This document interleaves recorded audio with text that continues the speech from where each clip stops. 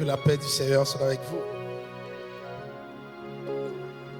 Que la paix du Seigneur soit avec vous. Nous disons merci au Seigneur qui nous permet de jouir de son excellence à travers le service. Combien de personnes ont senti la présence de Dieu ce matin? Combien de personnes ont senti que le Seigneur est là ce matin? Gloire à Dieu. Je vais vous demander d'ouvrir avec moi vos Bibles dans le livre de Luc, le chapitre 10, versets 38 à 42. Et ensuite, Éphésiens 4, versets 8 à 15.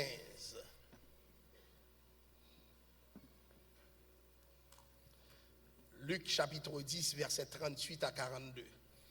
Je lis pour vous, c'est un texte que vous connaissez forcément. Comme Jésus était en chemin avec ses disciples, il entra dans un village et une femme nommée Marthe le reçut dans sa maison. Il avait une sœur nommée Marie qui, s'étant assise aux pieds du Seigneur, écoutait sa parole. Marthe, occupée à divers soins domestiques, survint et dit: Seigneur, cela ne te fait-il rien que ma sœur me laisse seule pour servir? Dis-lui donc de m'aider. Le Seigneur lui répondit: Marthe, Marthe, tu t'inquiètes et tu t'agites pour beaucoup de choses. Une seule chose est nécessaire. Marie a choisi la bonne part qui ne lui sera point ôtée. Éphésiens 4, versets 8 à 15. C'est pourquoi il est dit, étant monté en haut, il a amené des captifs et il a fait des dons aux hommes. Or, que signifie les montées, sinon qu'il est descendu dans les régions inférieures de la terre? Celui qui est descendu, c'est le même qui est monté au-dessus de tous les cieux afin de remplir toutes choses. Et il a donné les uns comme apôtres, les autres comme prophètes, les autres comme évangélistes, les autres comme pasteurs et docteurs, pour le perfectionnement des saints, en vue de l'œuvre du ministère et de l'édification du corps de Christ, jusqu'à ce que nous soyons tous parvenus à l'unité de la foi et de la connaissance du Fils de Dieu, à l'état d'homme fait, à la mesure de la stature parfaite de Christ, afin que nous soyons plus des enfants, flottants et emportés à tout vent de doctrine par la tromperie des hommes, par leur ruse, dans les moyens de séduction, mais que, professant la vérité dans la charité, nous croissions à tous égards en celui qui est le chef, Christ. Chers bien-aimés, que la paix du Seigneur vous soit donnée ce matin. Nous allons parler, comme je l'ai annoncé le dimanche écoulé, de la femme pasteur.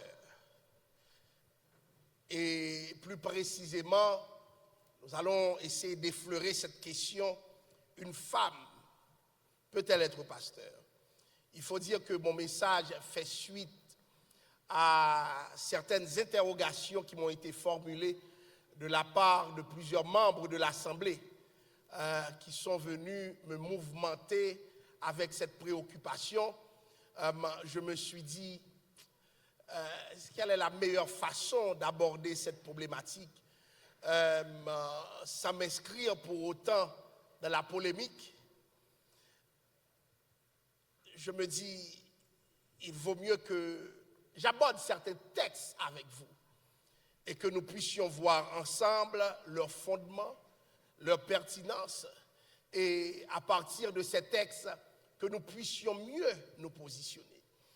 Alors, j'aimerais que vous fassiez un constat avec moi ce matin, un constat qui émerge du milieu religieux comme une théologie, je dirais, obsédée.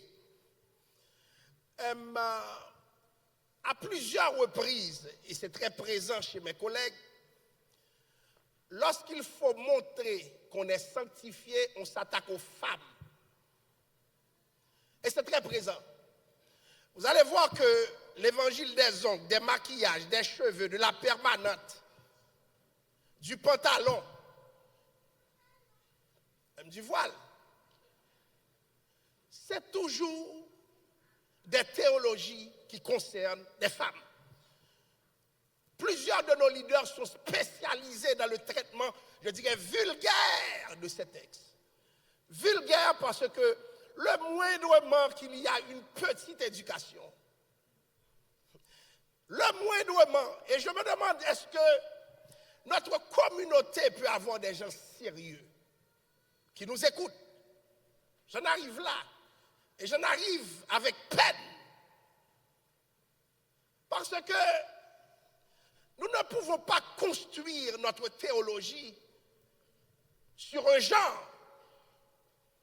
Et à chaque fois qu'on évoque, c'est comme, je me rappelle de cette théologie qui a pris vogue, j'étais plus jeune, la théologie de Jézabel, mais je me suis dit, ce n'est ni plus ni moins qu'une insulte à la femme noire, ce n'est pas que ce que le texte dit.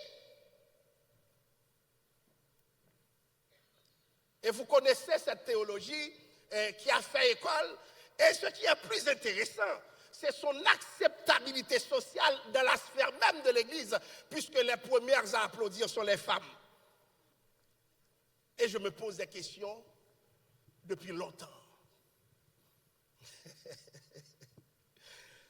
Les premières à les applaudir, ce sont les femmes. Et c'est quoi le fondement de ces orientations? C'est comme si nous avons toujours tendance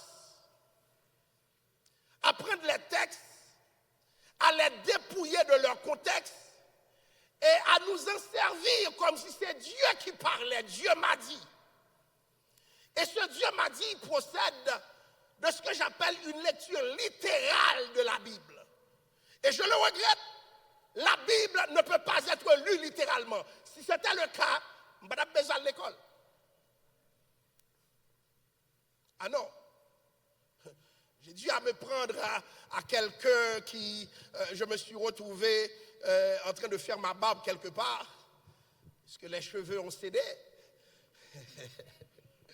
Alléluia. Vous priez pour que le Seigneur les fasse revenir. Ça, tu priais, ça va monter. Alléluia. Qu'est-ce qui est arrivé? Le gars se mettait à parler, à discuter de la Bible, mais sans aucune connaissance de la Bible. Pourquoi? Parce que c'est rendu à un temps où tout le monde s'autoproclame, tout le monde s'impose, et le pire, ce qui me tue, c'est avec les réseaux sociaux, n'importe qui s'improvise et déclare quelque chose qui fait des sensations, ce quelque chose va être la référence du temps. Et l'Église s'en sert. Et dès les premiers jours de l'Église, c'était toujours ainsi. Je me rappelle de cette histoire, comment dirais-je, les gens venaient prendre la Sainte Seine toujours en blanc. Quelqu'un est venu une fois dans une église, c'est ça l'historique, et a dit, Dieu m'a dit que, voilà ce que j'ai vu dans un rêve. Depuis ce jour, tu ne viens pas en blanc, on te met dehors. Voilà comment l'église haïtienne est fragile, parce que ce n'est pas une église fondée sur la parole. Et voilà pourquoi nos églises contiennent en majorité des gens comme nous. Parce que l'effort de relation avec le texte, nous ne l'avons pas. De sorte que plusieurs d'entre nous, nous venons à l'église, mais nous ne connaissons pas Dieu. Oui, nous connaissons le pasteur, nous connaissons le témoignage du prédicateur, mais le Dieu de la Bible, nous ne le connaissons pas. Et l'une des façons d'éviter le Dieu de la Bible, c'est de nous baser sur notre charisme. Depuis que la personne sait parler, sait capter l'attention, il peut fermer sa Bible et ne rien dire, mais tout le monde est béni.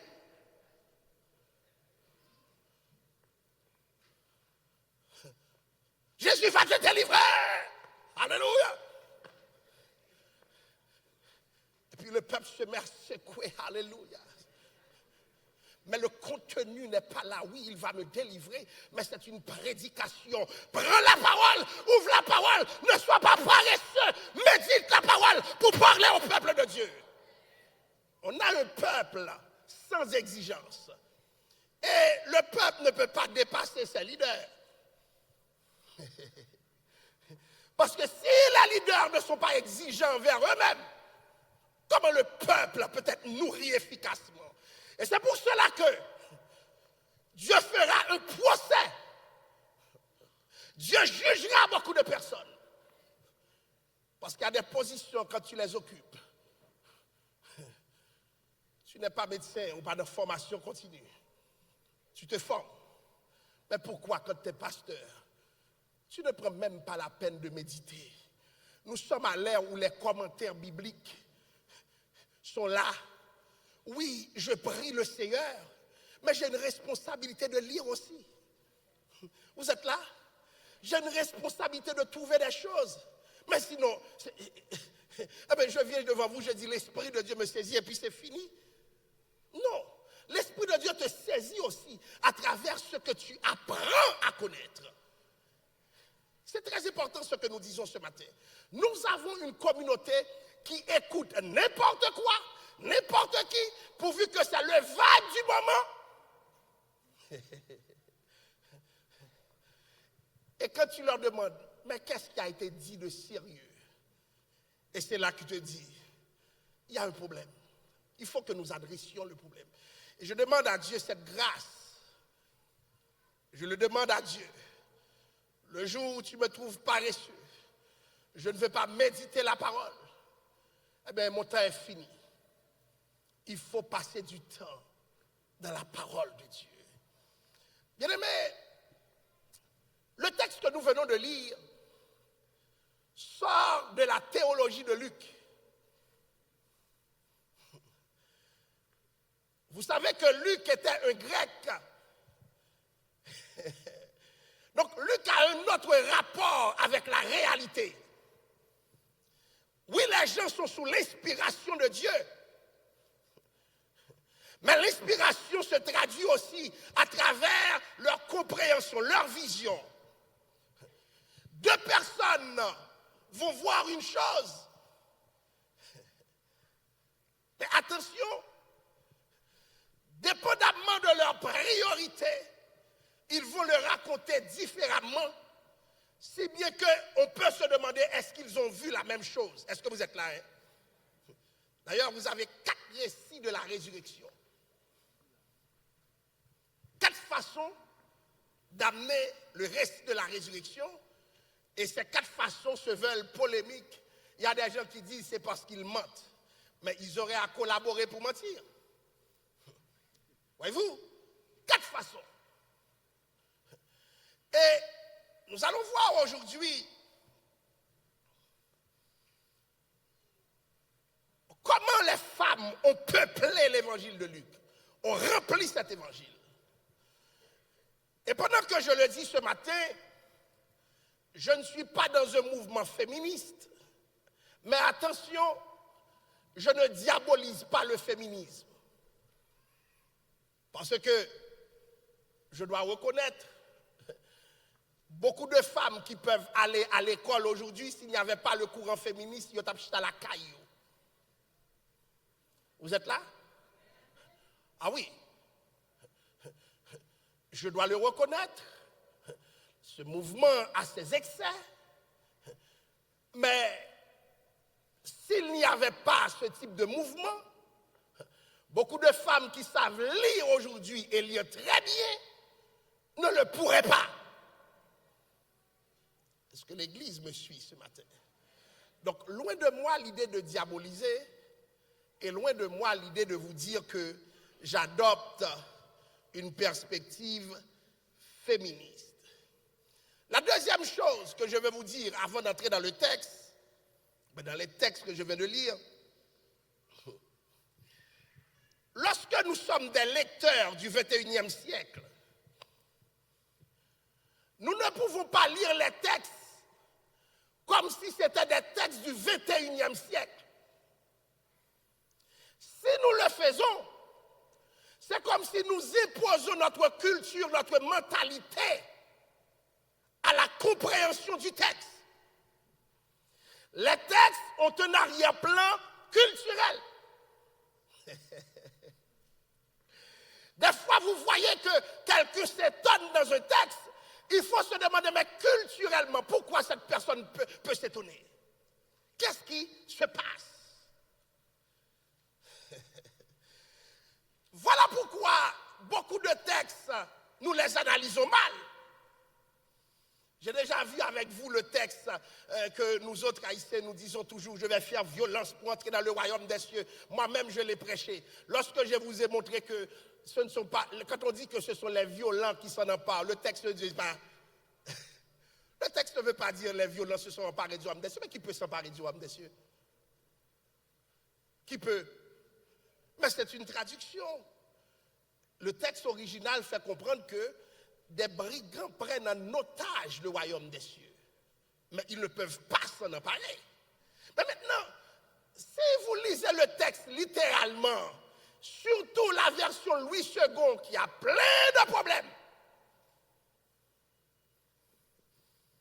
J'ai vu une théologienne dire une fois quelque chose qui m'a frappé.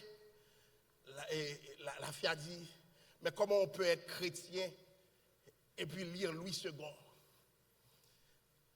Lorsque j'ai eu mes premiers cours de grec, je me suis dit, Kate, il y a une part de vérité. Parce que plusieurs de nos textes, nous ne les comprenons pas bien. Mais aujourd'hui, je vous le dis, il y a des commentaires. Prenez des bibles d'études. Regardez les commentaires avant d'être pressé de dire certaines choses. Maintenant, on a ce texte que je viens de lire.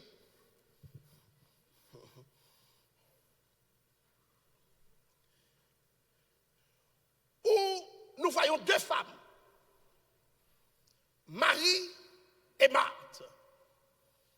La première chose qu'il faut se demander, mais qui étaient ces femmes pour se permettre d'accueillir Jésus?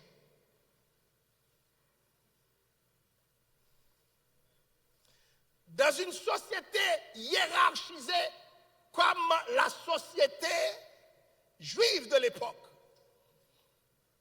dans une société hyper régulée,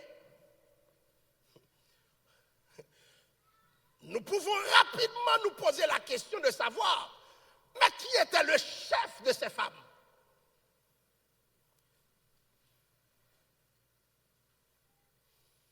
Et justement, l'épisode que nous avons ici ne serait jamais rapporté ni par Matthieu, ni par Marc. J'en fais économie.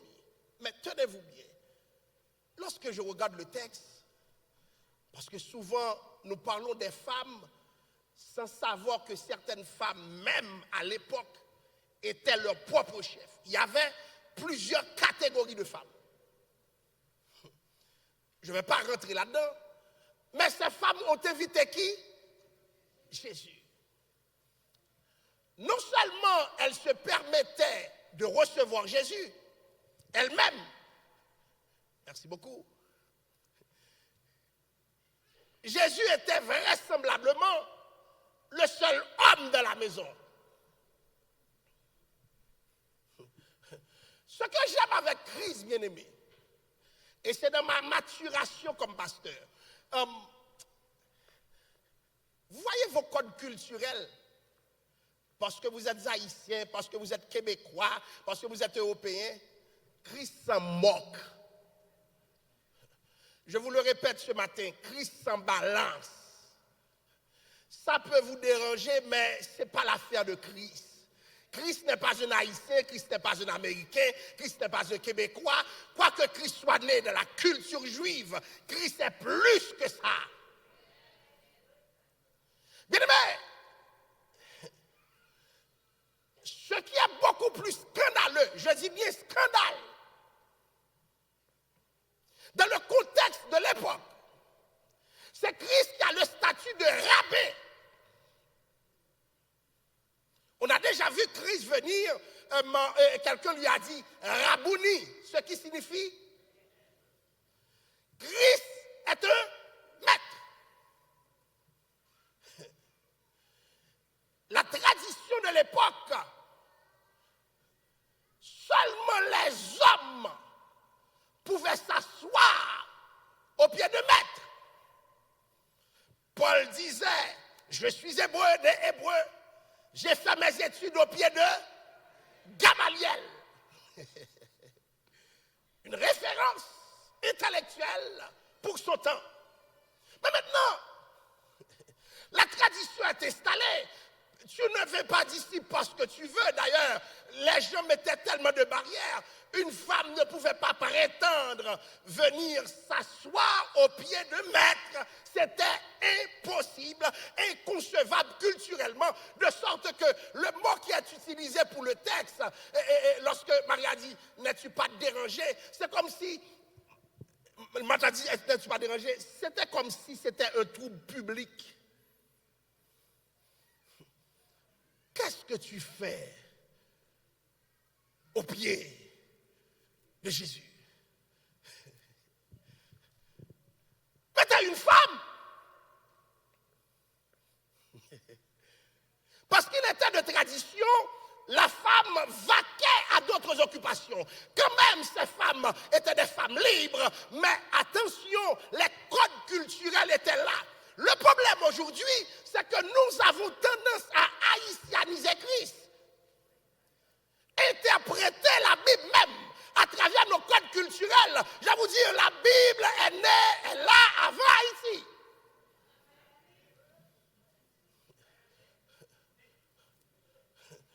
Alléluia. Comment comprenez-vous? Regarde Marie, étonnée, bousculée par ce que Marie faisait, parce que ce n'est pas normal. C'est quoi ton intention? Et plusieurs théologiens disent, est-ce que nous ne devrions pas parler de femmes disciples? Parce que seulement les disciples devaient être au pied du maître. Il y a une thèse à l'Université de Montréal sur ce sujet. Une thèse réussie d'ailleurs, de Paquette, qui regardait les femmes disciples. Ils n'ont pas été nommés comme tels. Mais qu'est-ce que Marie fait, tenez-vous bien, dans les pieds du maître? La deuxième préoccupation, c'est comme la manière dont Marthe s'adresse à Marie. C'est comme si tu prenais Jésus en otage. Tu sais très bien, comme femme, tu n'as pas ce droit.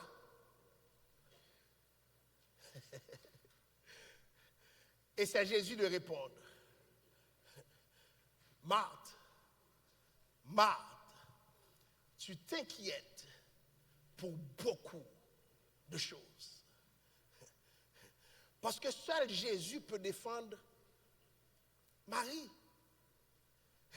Et si ce n'est pas Jésus qui le défend, qui la défend, je vais vous dire, personne ne peut la défendre. Pourquoi?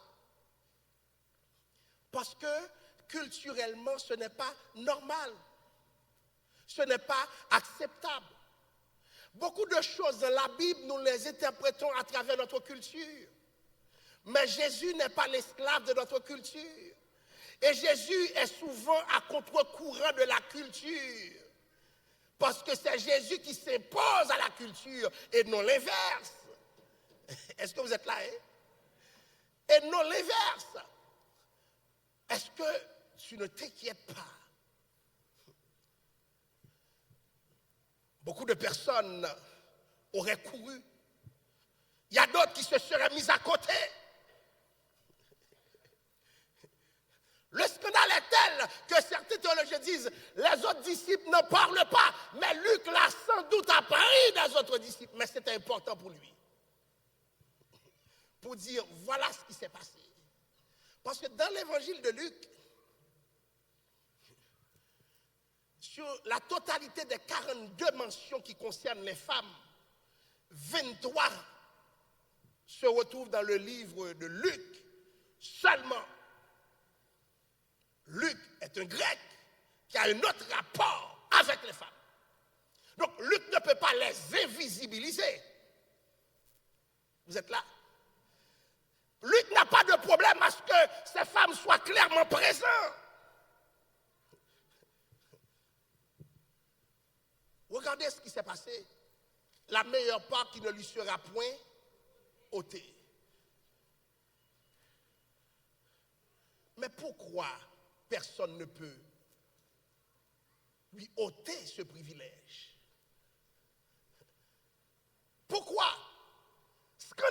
attirer certaines personnes.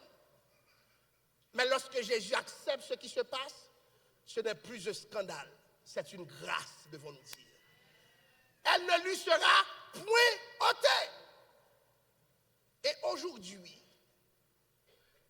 est-ce que c'est possible d'enlever les femmes dans le discipulat, sachant que Jésus a ouvert la voie? Maintenant,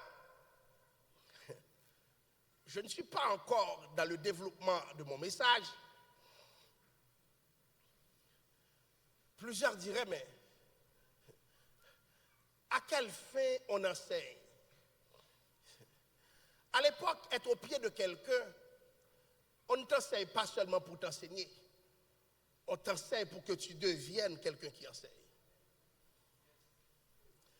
Or, nous allons le voir dans la trajectoire de Paul, dans Actes 18, versets 24 et 26. Qui a enseigné Paul d'après vous?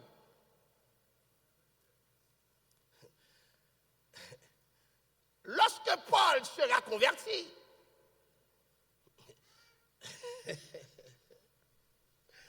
qui va enseigner Paul? Aquilas et... Nous avons une Bible, non? Aquilas et Priscille. Oh, le grand Paul de cette époque, tu t'assois au pied d'une femme pour être enseigné? Eh bien, dis non si tu ne veux pas. Dis non si tu ne veux pas. Chers amis, Dieu n'est pas esclave de notre théologie, de notre compréhension. Dieu fait ce qu'il veut.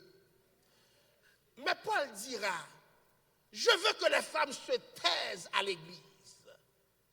Comment le même Paul qui a reçu l'enseignement de Priscille se permet de dire que les femmes se taisent à l'église?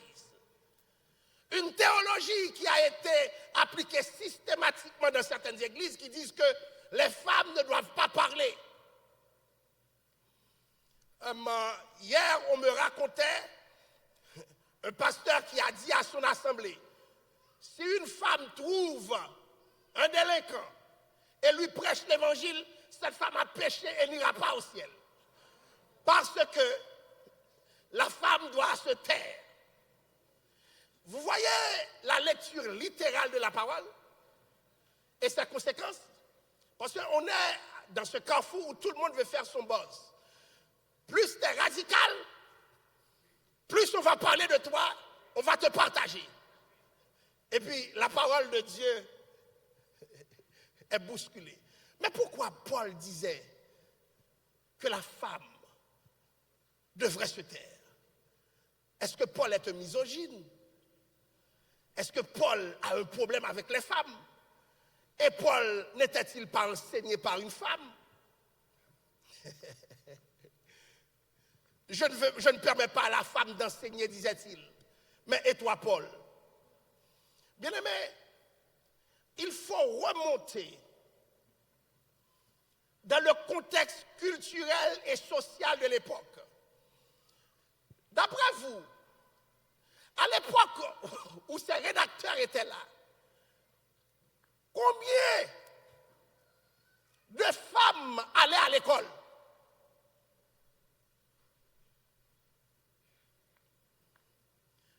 Même au Québec, j'ai eu un professeur qui disait, ma mère était plus intelligente que mon père, mais dans son temps, il n'était pas concevable qu'elle se rende à l'université et qu'elle devienne quoi que ce soit d'extraordinaire. C'est récemment, ça veut dire 40 ans plus tard, on est 40 ans plus tard là, que les choses ont commencé à bouger, qu'on peut avoir des femmes à tous les niveaux. Et malgré ça, il y a certains métiers qui résistent. Moi-même, c'est comme, je regardais certaines statistiques. C'est terrible. Mais à l'époque de la Bible, c'était encore plus terrible. Imaginez-vous, bien-aimés, quelqu'un qui ne sait pas lire, qui ne sait pas écrire, qui va diriger des hommes qui savent lire et écrire. Qu'est-ce qui va se passer? Combien de personnes qui aiment Dieu dans cette salle, qui accepteraient que je vienne ici pour prêcher avec quelqu'un qui ne sait même pas lire? Levez la main. Ceux qui ont l'Esprit de Dieu dans cette salle, levez la main. Mon Dieu, c'est l'Esprit de Dieu qui fait tout, n'est-ce pas? Levez la main quelqu'un qui accepterait que vous serez les premiers à lire. Est-elle a fait une surette? Quelle langue humaine la personne parle? Moi, j'ai déjà vu un prédicateur finir de parler. Bon, à l'époque, je n'étais pas moi-même comme aujourd'hui. Pendant qu'il parlait, l'affaire était tellement grave. J'ai mis ma tête un peu par terre et puis l'assistance qui savait que je riais fixait le moi, j'ai mis ma tête par terre. Et puis, j'ai vu le prédicateur regarder en arrière pour voir qui sourit. J'ai mis ma tête en l'air. Regardez-moi trop. Pourquoi, chers amis? L'éducation compte pour beaucoup de choses. Sinon, Dieu n'aurait pas été chercher Paul. Non. Dieu n'aurait pas été chercher Paul. Et vous allez me dire ce que vous voulez, mais dès le début de la structuration de l'évangile, Dieu savait qu'il voulait un Paul, un intellectuel de haut vol, pour organiser l'église. Dites-moi, écoutez, je peux avoir tous les défauts. Et l'un des grands défauts que j'ai, je déteste la médiocrité. Je ne suis pas converti. Moi-même, tu ne peux pas parler, tu ne peux pas dire deux mots. C'est la dernière fois prêcher. Vous entendez? Moi, je crois que nous avons un standard comme serviteur, mon Dieu, la caille, mon Dieu. Lorsque Paul disait que les femmes se taisent, mais qui étaient ces femmes? C'est des femmes qui ont l'Esprit de Dieu sur elles, mais qui sont quand même limitées. Maintenant, cette limitation affectait l'Église du 1er siècle, de sorte que Dieu demande, Paul a dû mettre un frein, et particulièrement à l'Église de Corinthe, où des gens qui avaient des dons les manifestaient, mais dans les limitations. Écoutez, chers amis, Dieu peut te faire grâce, mais tu dois reconnaître tes limites. Est-ce que vous comprenez ce que je vous dis ce matin?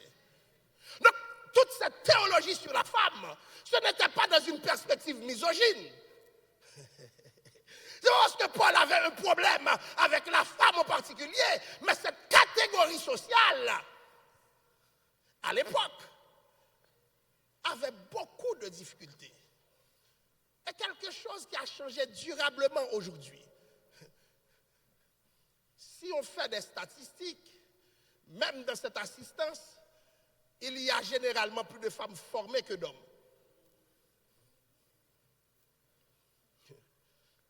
Est-ce que je mens ce matin? Quelque chose a changé dans nos sociétés. Maintenant, si je lui demande de se taire, il faudrait que j'explique les raisons pour lesquelles elle doit se taire. Parce que maintenant, non seulement elle a quelque chose à dire, elle sait comment dire, comment parler, parce que les parcours que l'homme a fait, elle les a aussi faits. Alors, on parle aussi de la question du voile. Et j'ai dit souvent aux églises, nous mettons des mantilles et non des voiles. Et le texte grec original, c'est ce qui est pire. Dans le texte original, Le mot voile existait déjà en grec. Le texte original ne parlait même pas de voile, mais c'est des bandeaux. C'est à ce qu'il paraît à l'époque, lorsque la femme avait ses cheveux largués. Le code culturel de l'époque, c'était une prostituée. Aujourd'hui, est-ce que c'est ça? Non. Donc, il fallait que la femme ramasse ses cheveux avec ce bandeau. Parce que le mot qu'on utilise pour voile n'était même pas présent dans le texte. Mais l'église haïtienne, je peux parler de ça 10 000 fois. Il faut vu qu'un autre prédicateur, sous l'esprit, disait « Ouais, ton voile! Hey! » Et il y a écouté. On est déstructuré. Écoutez, je dois faire vite à cause de l'heure. Je n'aurai pas le temps de voir tout ce que les femmes ont fait. Mais maintenant, est-ce qu'une femme peut devenir pasteur? Dans la Bible, nous voyons plusieurs femmes dans un office prophétique, déjà dans l'Ancien Testament qui est plus rigoureux.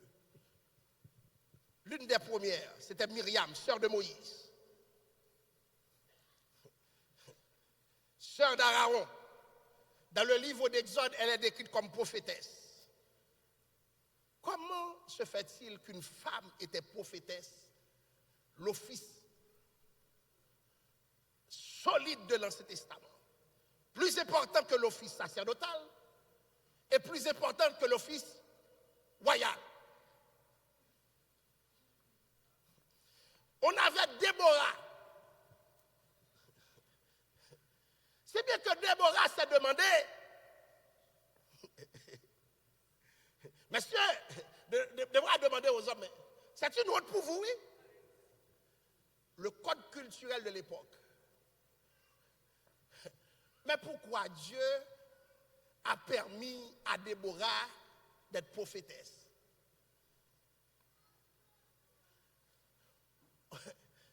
Pourquoi Dieu a permis à Hulda, dans le livre des rois, qui a été consulté par le roi Josias? Pourquoi Anne, dans le Nouveau Testament, qui va apparaître dans l'évangile de Luc comme prophétesse?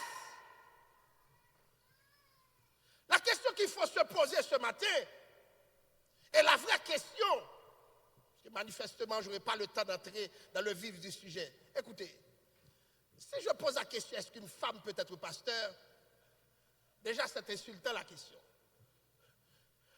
Parce que je devrais poser la question, est-ce qu'un homme peut être pasteur aussi? Or, cette question ne se pose pas. Tenez-vous bien. Tenez-vous bien. Comment est-ce qu'on devient pasteur? Est-ce qu'on devient pasteur à cause d'une école de théologie? À cause d'une formation? Est-ce qu'on devient pasteur parce qu'on aime ça? Je vais plus loin. Est-ce qu'on devient pasteur dans les principes de Dieu parce qu'on a été ordonné pasteur? Je me reprends encore. J'aimerais que vous entendiez ce que je vous dis là. Est-ce que je suis pasteur parce que j'ai été ordonné pasteur?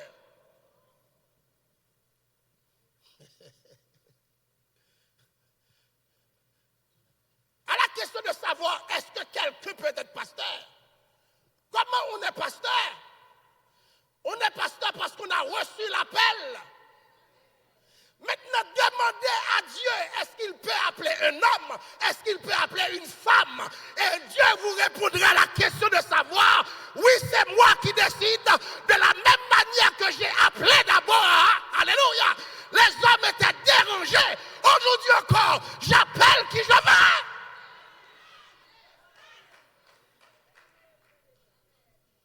Est-ce qu'une femme peut être pasteur? Ce n'est pas ça la question. C'est une question lâche. Est-ce que Dieu peut appeler une femme?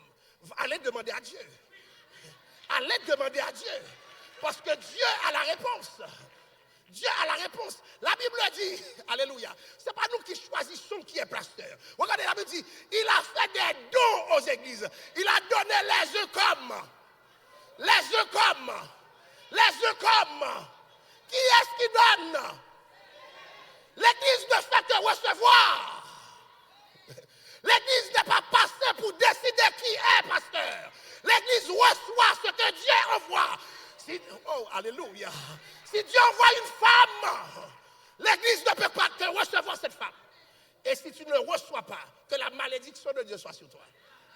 Mais qui es-tu pour décider de ne pas recevoir l'offre de Dieu?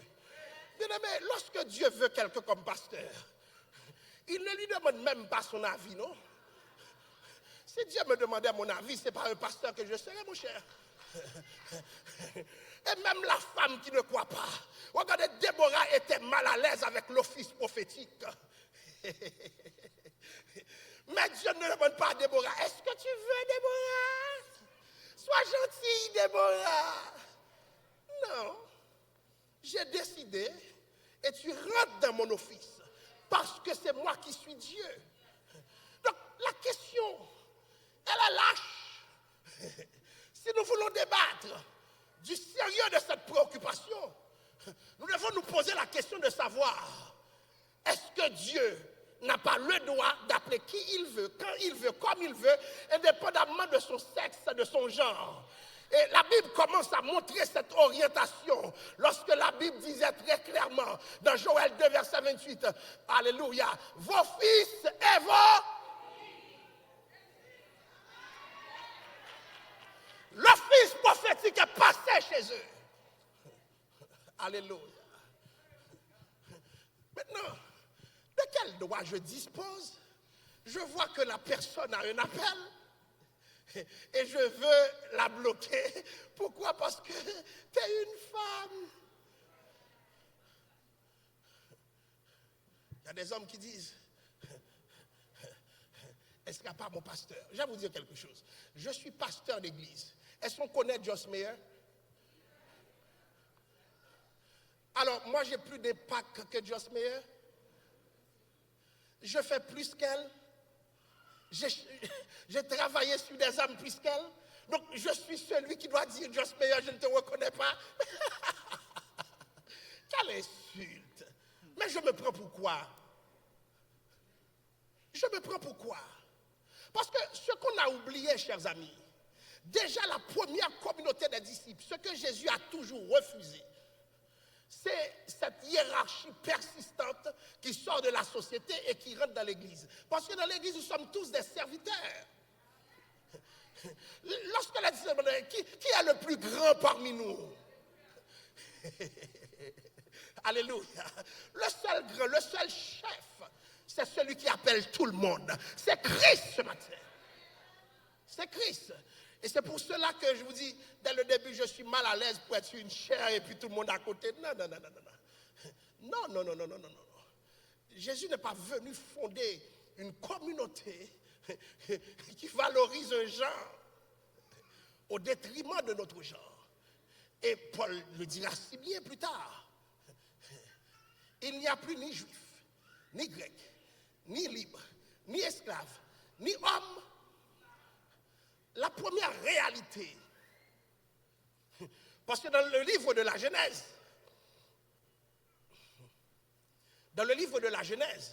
la Bible va dire, Dieu créa l'homme, Magodei, à son image, à sa ressemblance. Il les créa, hommes et femmes. Dans le Nouveau Testament, chers amis, comment ça se passe? Les théologiens disent, c'était de l'anthropo-ontologie, je ne vais pas m'attarder sur ça, mais dans le Nouveau Testament, il se passe une autre réalité. C'est l'esprit qui décide. De sorte que, si l'esprit veut que quelqu'un prenne soin de vous, tu ne pourras pas l'en empêcher. Est-ce que vous êtes là, hein? C'est le règne de l'esprit. Dans le Nouveau Testament, est-ce que c'est l'esprit qui te dicte tes orientations. Parce que si l'Esprit fait de toi, l'Esprit te donne des entrailles pastorales, tu n'auras pas le choix. Tout le monde le verra. Tu seras pasteur même sans le titre.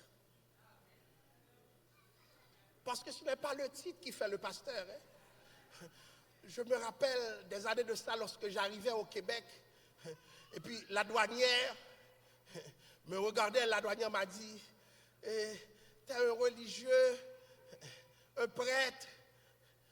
Je l'ai regardé pour dire, mais pourquoi tu dis ça?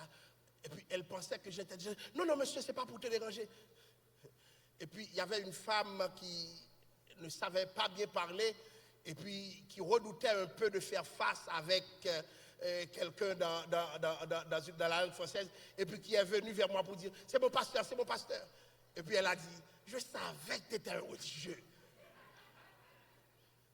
Ce n'est pas le titre qui fait de toi un pasteur. Tu peux te cacher au sein de l'église. Ce que tu es va émerger parce que ce n'est pas toi qui as fait ce que tu es. C'est Dieu qui a fait de toi ce que tu es. Donc maintenant, comment une théologie peut-elle dévier des générations sous la base que c'est une femme?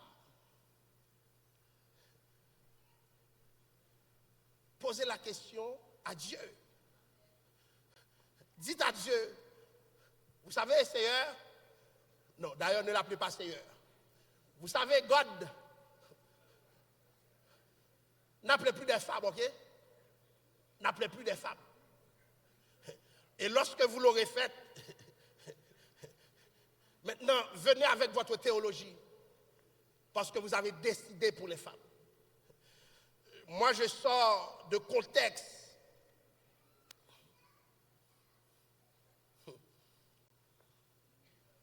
où ce que je vous enseigne n'a pas été enseigné. Moi, je suis habitué avec un univers d'hommes. Mais je le regrette, la parole demeure la parole. Dieu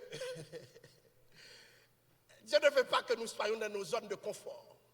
Alléluia. Parce que lorsque nous avons fini de prier, d'adorer Dieu, Dieu regarde une génération, Dieu se dit, mais qu'est-ce que je vais donner à cette génération? Et n'oubliez pas, moi-même je fuyais l'appel. Je détestais l'appel. Et plusieurs hommes, même dans cette église, détestent leur appel. Bon, si Dieu trouve des femmes pour agir, pour mon Dieu,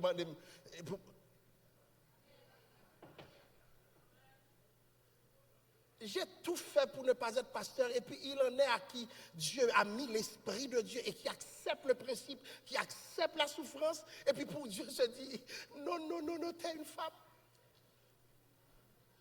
Les hommes qui fuient leur appel, levez la main.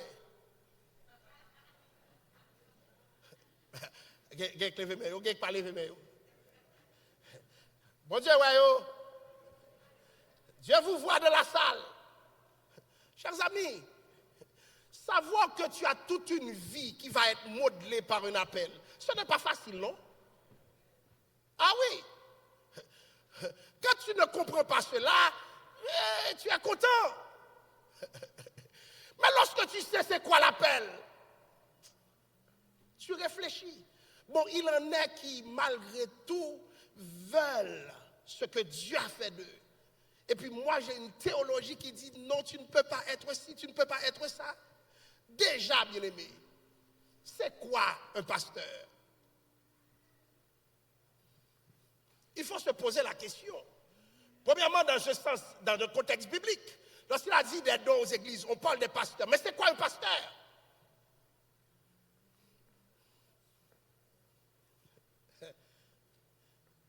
C'est quoi un pasteur? Si l'on veut être biblique.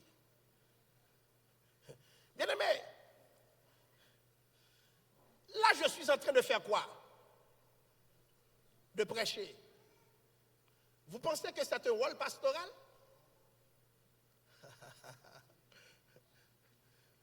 Ce qu'on appelle la pastorale biblique a été complètement redéfini. Ce que nous appelons pasteurs aujourd'hui ne sont pas des pasteurs au sens biblique. Ah non! Ah non! Aujourd'hui, celui qui se dit pasteur ne peut pas se permettre d'être seulement pasteur. Non. Lorsque nous prenons la parole devant le peuple, c'est l'office prophétique que nous occupons, ce n'est pas la pastorale. Vous êtes là?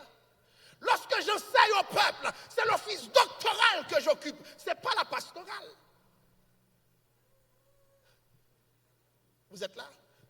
Lorsque nous implantons d'autres églises, c'est l'office apostolique que nous occupons, pas la pastorale. Donc le pastorat au XXIe siècle a été complètement redéfini. De sorte que, bien-aimé, si jamais ton ministère, tu ne peux pas réunir les autres aspects aussi, il va y avoir des problèmes. Tu ne peux pas juste être pasteur aujourd'hui. Que pensez-vous de pasteur qui ne peut pas prêcher? Sodabdi. Dites-moi ce matin, qu'est-ce que vous diriez? Et pourtant, chers amis, être pasteur n'a rien à voir au sens biblique strict avec la capacité de prêcher. Jamais. Donc maintenant, nous acceptons cette évolution et puis nous bloquons d'autres. Elle a des têtes, messieurs. Ce que nous appelons pasteur aujourd'hui ne correspond pas au référentiel biblique strict. Aujourd'hui. Et c'est pour cela que pastorat a fait dépression. Oui, tu as dans tout. Tu as dans tout. Il faut que tu sois capable de donner un conseil. N'est-ce pas? Il faut que tu sois capable de prier pour la personne. Là, tu es dans la pastorale, tu intercèdes pour la personne. Mais il y a des gens, leur pastorale se définit autrement. Et les églises de blanc, et les églises multiculturelles, qu'est-ce qu'ils font? Il y a un pasteur de la musique, il y a un pasteur jeunesse, il y a un pasteur enseignement, il y a un pasteur chaque aspect. Alors, il y a même pasteur des enfants. Vous voyez comment ça a changé? Et puis l'église haïtienne se dit toujours, tu ne peux pas être pasteur, l'Esprit de Dieu n'est pas carré. N'importe quoi. La médiocrité à l'haïtienne. Nous devons prendre notre distance. Et je vous le dis, oubliez tout ce que je vous ai dit ce matin. Malheureusement, je n'ai pas le temps d'entrer dans le vif du sujet pour regarder les femmes dans l'évangile de Luc. Ou des fois même, Dieu s'arrange pour montrer ce qu'une femme fait. Alors qu'un homme fait la mauvaise chose. On a eu des femmes dans la première génération. C'était les véritables soutiens du ministère de Christ. On se souvient de Lydie. On a eu Jésus qui parlait à cette femme qui est venue l'honorer. Pendant que le pharisien était là, un homme ne pouvait pas l'adorer. Tu te demandes, mais seulement Luc peut venir avec ces images parce que c'est un grec. Il ne voit pas les choses comme les juifs. Et quand même, il est inspiré par Dieu. Vous êtes là, hein?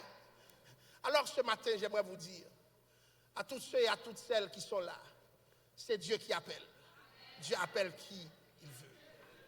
Et je veux dire aux femmes qui sont dans l'assistance, si tu es conscient de l'appel de Dieu en toi, personne ne devrait pouvoir t'arrêter. Pas même le discours d'un homme, peu importe le niveau de l'homme, la capacité de l'homme, le réseau de l'homme, ce que Dieu appelle, il les place, il les positionne. Et si un ministère ne peut pas accueillir ce que Dieu a fait de toi, un autre ministère l'accueillera. Parce que Dieu n'échoue jamais avec son appelé. Je vous le dis, Dieu n'échoue jamais avec son appelé. Et à tous ceux qui ont l'Esprit de Dieu qui réside sur elle, laissez l'Esprit de Dieu se manifester. Alléluia. Et ceci sans limite. Laissez l'Esprit de Dieu s'épanouir en vous. L'Esprit de Dieu que vous révolutionnez, vous transformez. Si vous avez quelque chose en vous, alléluia, avec laquelle Dieu peut se servir, laissez Dieu faire. Laissez les théologies pour l'homme, mais laissez la grâce de Dieu construire les choses dans votre vie. Dieu n'a pas fait d'erreur. Et Dieu n'est l'esclave de personne. Ce que Dieu veut faire dans son église, il le fait comme il veut. Et malheur, je l'ai dit, malheur à un homme qui s'oppose à la volonté de Dieu. Malheur à une femme qui s'opposera. Ce que Dieu veut faire, alléluia,